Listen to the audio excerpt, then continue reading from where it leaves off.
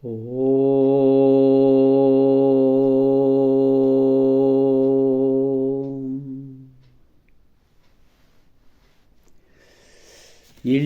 ಬಾತಾಯಿ ವರಕವಿ ಶ್ರೀ ಬೇಂದ್ರೆಯವರ ಅಭಿನಂದನ ಗ್ರಂಥದ ಒಂದು ಪರಿಚಯ, ಸಾರ ರೂಪದ ಪರಿಚಯ. ನಾವು 64ನೇ ಪ್ರಕರಣ, ಕಾವ್ಯಾಭ್ಯಾಸಕ್ಕೆ ಕಂಪ್ಯೂಟರ್ ಸಹಾಯ. 1974ರಲ್ಲಿ ಬರೆದಂಥ ಲೇಖನ ಇದು. ಆವಾಗ ಕಂಪ್ಯೂಟ್ರ್ ಇಡೀ ಕಾಣಿ ತುಂಬಿಸಿತ್ತಂತ. ಮೇನ್ ಫ್ರೇಮ್ ಕಂಪ್ಯೂಟರ್ಸ್ ಅಂತೇನು ಯಾವಾಗಿದ್ದು.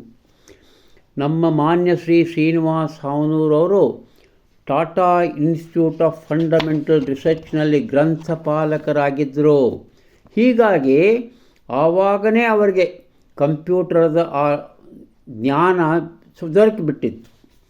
ಆವಾಗನೇ ನಮಗೆಲ್ಲ 1980ರ ದಶಕದ ನಂತರ ನಮಗೆ ಕಂಪ್ಯೂಟರ್ ಬಗ್ಗೆ ತಿಳುವಳಿಕೆ ಬರ್ತಾ ಇದೆ, ನಾವು ಅದನ್ನು ತಿಳ್ಕೊತಾ ಇದ್ದೇವೆ. ಆ 70ರ ದಶಕದಲ್ಲಿ ಬರೆದಂಥ ಈ ಲೇಖನ ಕಾವ್ಯಾಭ್ಯಾಸಕ್ಕೆ ಕಂಪ್ಯೂಟರ್ ಸಹಾಯ. ನಿನ್ನೆ ನಾವು ನೋಡಿದ್ವಿ ಯಾವ ರೀತಿ ಅದು ಒಂದು ಶಬ್ದ ಪ್ರಯೋಗ ಕೋಶ, ಕೊಂಕಾರ್ಡನ್ಸ್ ಎಂಬುದನ್ನು ನಾವು ನಮ್ಮ ಕವಿಗಳ ವಿಷಯದಲ್ಲಿ, ಅವರ ಮಹಾನ್ ಕವಿಗಳ ಸಂಪೂರ್ಣ ಸಂಕಲನಗಳ ವಿಷಯದಲ್ಲಿ, ಇವನ್ ಗದ್ಯ, ನಾಟಕ ಎಲ್ಲ ವಿಷಯಗಳಲ್ಲಿ ನಾವು ಅದನ್ನು ತಯಾರು ಮಾಡಬೇಕು. ಇದೊಂದು ವಿಶಿಷ್ಟ ಕೆಲಸ ಅಂಥೇಳಿ ಅವರ ಸಾಹಿತ್ಯ ಕೆಲಸ ಅಂತ ಅವರು ನಿವೇದಿಸಿ ಮಾಡಿದ್ದಾರೆ. ಈ 30 ಪುಟಗಳ ಅದ್ಭುತವಾದ ಬರಹದಲ್ಲಿ ಅವ್ರು ಹೇಳ್ತಾರೆ, ಕವಿಯ ಶಬ್ದಗಳನ್ನು ಅದು ಬಂದ ಪ್ರಯೋಗ ವಾಕ್ಯದೊಂದಿಗೆ ಒಂದೆಡೆ ಪಟ್ಟಿ ಮಾಡಿಕೊಂಡರೆ ಆ ಕಾವ್ಯದ ಅಭ್ಯಾಸವು ಹೆಚ್ಚು ಪರಿಪೂರ್ಣವಾಗುತ್ತದೆ. ಇರಲಿ, ಶ್ರೀ ಶ್ರೀನಿವಾಸ್ ಹಾವನೂರ ಬಗ್ಗೆ ಇನ್ನೊಂದಿಷ್ಟು ಮಾಹಿತಿ. 1980ರಲ್ಲಿ ಅವರು ಮುಂಬೈ ವಿಶ್ವವಿದ್ಯಾಲಯದ ಕನ್ನಡದ ಮುಖ್ಯಸ್ಥರಾಗ್ತಾರೆ. ಕನ್ನಡ ವಿಭಾಗದ ನಂತರ ಮಂಗಳೂರು ಅಲ್ಲಾಗ್ತಾರೆ. ಸತತ ಸಂಶೋಧಕವಾದಂಥ ಒಂದು ಬರಹಗಳನ್ನು ಅವ್ರು ಮಾಡ್ತಾ ಇರ್ತಾರೆ. ಮುಖ್ಯವಾಗಿ ಅದ್ಭುತವಾದಂಥ ದಾಸ ಸಾಹಿತ್ಯದ ಮೇಲೆ ಅದ್ಭುತವಾದ ಕೆಲಸ ಮಾಡ್ಯಾರ. 55 ಸಂಪುಟಗಳಲ್ಲಿ 150 ದಾಸರ 1600 ದಾಸರ ಪದಗಳನ್ನು ಕೂಡಿಸಿಕೊಟ್ಟಾರ. 55 ಸಂಪುಟಗಳಲ್ಲಿ ಮಹಾನ್ ಸಂಶೋಧಕ ಸಾಹಿತಿಯಾಗ್ಯಾರ. 60 ಕೃತಿಗಳನ್ನು ರಚಿಸ್ಯಾರ. ಒಂದು ಸಾರಿ ನಾನು ಅವ್ರನ್ನ ಭೇಟಿಯಾಗುವಂಥ ಪ್ರಸಂಗ ಬಂತು. ಅವರಾಗಿಯೇ ನಮ್ಮ ಹುಬ್ಬಳ್ಳಿಯ ಸಾಹಿತ್ಯ ಭಂಡಾರದ ಶ್ರೀ ಸುಬ್ರಹ್ಮಣ್ಯಂ ಕೇಳಿದರು, ನಾನು ಒಂದು ಪುಸ್ತಕ ಬರಿತಾ ಇದ್ದೇನೆ, ಕರ್ನಾಟಕದ ಈ 20ನೇ ಶತಮಾನದ ಅಧ್ಯಾತ್ಮ ಶ್ರೇಷ್ಠರು ಅಂಥೇಳಿ. 2019 ಅನ್ರಿ. ಆವಾಗ ಅವರು ನಮ್ಮ ಇವರು ಶಂಕರ ಭಟ್ ಅಗ್ನಿಹೋತ್ರಿಯವ್ರ ಬಗ್ಗೆ ಮಾಹಿತಿ ಬೇಕಾಗಿತ್ತು ಅವರಿಗೆ. ನಮ್ಮ ಸುಬ್ಬಣ್ಣ ಗೊತ್ತಿತ್ತು, ನನ್ನ ಹತ್ರ ಆ ಮಾಹಿತಿ ಅದ ಅಂಥೇಳಿ. ಸಾಹಿತ್ಯ ಪ್ರಕಾಶನ, ಸಾಹಿತ್ಯ ಭಂಡಾರ. ನಾನು ಫೋನ್ ಮಾಡಿದೆ. ನಾನೇನಪ್ಪ, ಇಲ್ಲ ನಾಳೆ ಮುಂಜಾನೆ ಅವ್ರು ನಮ್ಮ ಅಂಗಡಿಗೆ ಬರ್ತಾರೆ, ನೀವು ತಂದು ಕೊಟ್ಟರೆ ಅನುಕೂಲ ಆಗ್ತದೆ ಅಂತ ಹೇಳಿದೆ. ಆಯ್ತು, ನಾನಾಗೆ ಭೇಟಿ ಆಗ್ತೇನಪ್ಪ, ದೊಡ್ಡ ವಿದ್ವಾಂಸರನ್ನು ಭೇಟಿ ಆಗೋದೇನು ನನಗೆ ಭಾಳ ಸಂತೋಷ ಅಂಥೇಳಿ ಮರುದಿವಸ 11 ಗಂಟೆಗೆ ನಾನು ಹೋಗಿ ಆ ಸಾಹಿತ್ಯ ಭಂಡಾರದಲ್ಲಿ ಒಳಗೆ ಕೂತೆ. ಸರಿಯಾಗಿ 11:15 ಅವ್ರು ಬಂದರು. ಅದು ಪಾಪ ಆಗಲೇ ಅವ್ರಿಗೆ 75-76 ವಯಸ್ಸಾಗಿರಬಹುದು. ಅವ್ರ ಮೇಲೆ ಹತ್ತೋದನ್ನು ವಿಚಾರ ಮಾಡಲಿಕ್ಕತ್ತಿದ್ದು. ನಾನೇ ಕೆಳಗೆ ಹೋದೆ, ನಮಸ್ಕಾರ ಮಾಡಿದೆ.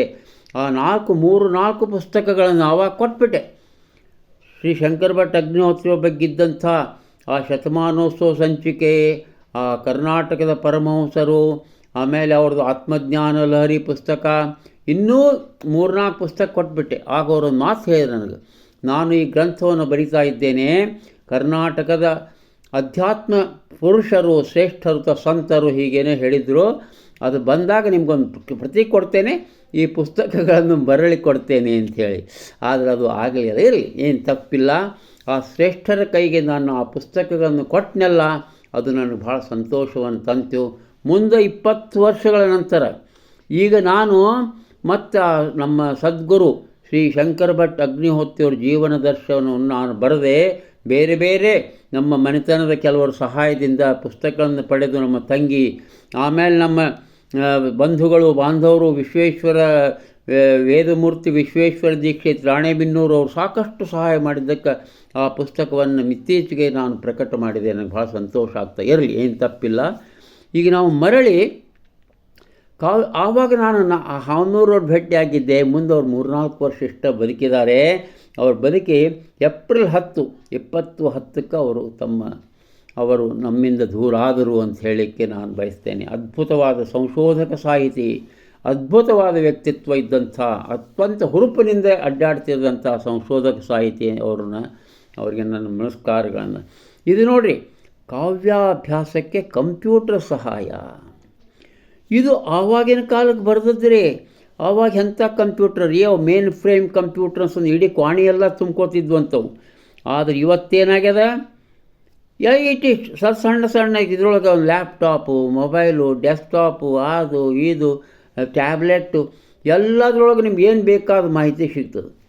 ಇಂಥ ಸಂದರ್ಭದಲ್ಲಿ ಈ ಕಾವ್ಯಾಭ್ಯಾಸವನ್ನು ಅವುಗಳ ಸಹಾಯದಿಂದ ಮಾಡಿ ಇಂತಹ ಶಬ್ದ ಪ್ರಯೋಗ ಕೋಶವನ್ನು ನಾವು ಮಾಡಬಹುದು ಅತ್ಯಂತ ಸರಳವಾಗಿ. ಹೇಗೆ ಮಾಡಬೇಕು ಎಂಬುದನ್ನು ಅವ್ರು ತೋರ್ಸ್ಯಾರ ನೋಡ್ರಿ.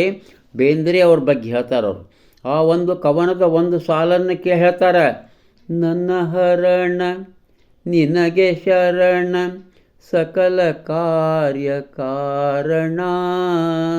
ಒಂದು ಸಾಲನ್ನು ಉದಾಹರಿಸ್ತಾರೆ ಅವರು. ಇದರೊಳಗೆ 7 ಶಬ್ದವ. ಆ 7 ಶಬ್ದ ಏನು, ಕಾರಣ ಶಬ್ದ. ಅದ್ರ ಕೆಳಗೆ ಏನು ಮಾಡ್ಬೇಕು, ಕಂಪ್ಯೂಟರ್ಗೆ ಫೀಡ್ ಮಾಡ್ಬೇಕಾದ್ರೆ ಇದು ಅವ್ರು ಹೇಳೋದು. ಅದೇ ಸಾಲನ್ನು ಮತ್ತೆ ಬರೀಬೇಕು. ಕಾರಣ ಆದ ನಂತರ ಕಾರ್ಯ ಅದ್ರ ಮತ್ತೆ ಕೆಳಗೆ ಅದೇ ಸಾಲು ಬರೀಬೇಕು.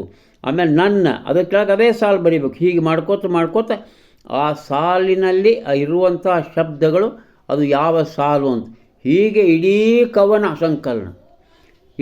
ಕವನ ಸಂಕಲನದಲ್ಲಿ ಆ ಒಂದು ಈ ರೀತಿ ನಾವು ಅದನ್ನು ಪಟ್ಟಿ ಮಾಡಬೇಕಾಗ್ತದೆ. ಸಂಸ್ಕೃತ ವಿದ್ವಾಂಸ ಬ್ಲೂಮ್ ಫೀಲ್ಡ್ ಅನ್ನೋವ ವೇದಗಳ ಬಗ್ಗೆ ಮಾಡಿದ್ದಂತೆ 60 ವರ್ಷಗಳ ಹಿಂದೆ, ಅಂದರೆ ಸುಮಾರು 1920-25 ಸುಮಾರು ಬರೆದು ಮಾಡಿದ್ನಂತ. ಅದು ಇವತ್ತಿಗೂ ಅದ್ಭುತವಾದ ಒಂದು ರೆಫರೆನ್ಸ್ ಪುಸ್ತಕ ಆಗಿದೆ ಅಂತ. ಅದರಲ್ಲೇ ಮಾ ಎಂಬ ಶಬ್ದನೇ ಹೆಚ್ಚಿಗೆ ಪ್ರಯೋಗದಲ್ಲಿ ತಿಳಿ ವೇದ. ಮಾ ಅಂದರೆ ಬೇಡ ಅದು ಅಧಿಕಾರ ವಾಣಿ ಆಯಿತು ವೇದದ್ದು ಅಂಥೇಳಿ ಅವ್ರು ಬರೆದಾರ. ಇರಲಿ.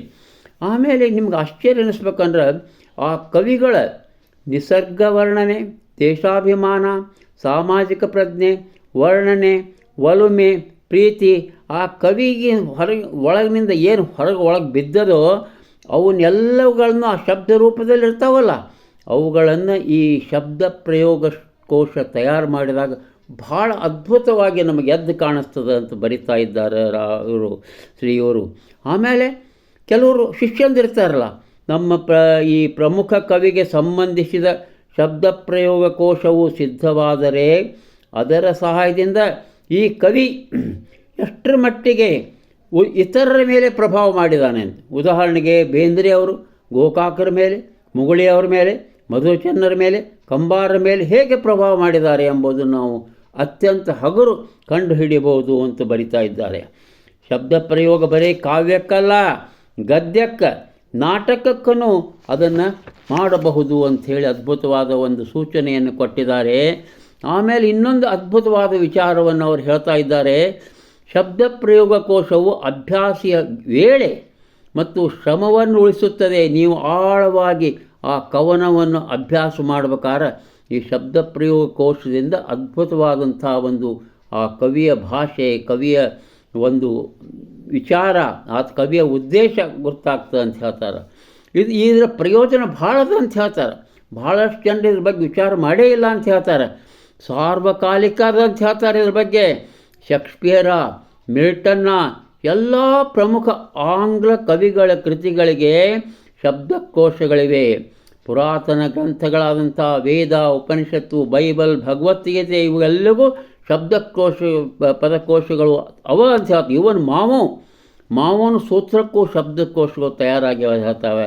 ಆಗಲೇ ಹೇಳಿದ್ನಲ್ಲ, ಬಸವಣ್ಣನವರ ವಚನ ಪದ ಪ್ರಯೋಗ ಕೋಶ 1973 ಶ್ರೀ SR ಗುಂಜಾಳ್ ಅವರು ಏನು ತಯಾರು ಮಾಡಿದರು, 1200 ಪುಟದ ಈ ಮಹಾನ್ ಗ್ರಂಥ ಅದು ಅವರು ಸ್ವತಃ ಕೈಲೇ ಬರೆದು ಮಾಡಿದಂಥ ಗ್ರಂಥ.